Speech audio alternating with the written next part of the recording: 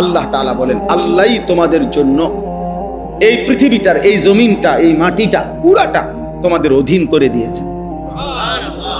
আল্লাহ বলেন তোমাদের অধীনস্থ। জালুল শব্দের অর্থ হলো তোমাদের ব্যবহারের উপযোগী। আল্লাহ বলেন এটা আমি করে দিয়েছি, আমি করে দিয়েছি। কেমনে রাখলে মাটি, এটা কি দিয়া কেমনে রাখলে আমাদের ঘর হইতে পারতো, বিল্ডিং, দালান, আমাদের ক্ষেত, ফসল, হ্যাঁ, এগুলো আমরা যদি বুঝ করতে দিত আমরা পারতাম? আল্লাহ বলে এটা আমি করে দিয়েছি, আমি করে দিয়েছি। এমন বানাই নাই যে পানির মতো, তাইলে তোমার মাটি হইল কেমনে? আবার এমন নরম ফোমের মতো বানাই নাই, তাহলে যদি পাও ডাইব্বা যাইতো তো তুমি দাঁড়াইতা কেমনে? এমন পাথরের মতো শক্ত বানাই নাই, যদি পাথরের মতো শক্তই বানাইতাম তো তোমার ফসল ফলতো কেমনে?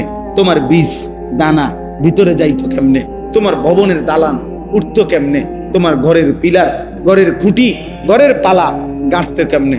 আল্লাহ বলেন তোমার ঘর, তোমার পরিবার, তোমার আহার, খাদ্য, ফসল, ফুল সবকিছু যেন সঠিকভাবে হইতে পারে, এই পূর্ণাঙ্গ ব্যবস্থাপনা দিয়েই, উপযোগী করেই এই জমিন আমি তোমার অধীনস্থ করে দিয়েছি, আমি করেছি।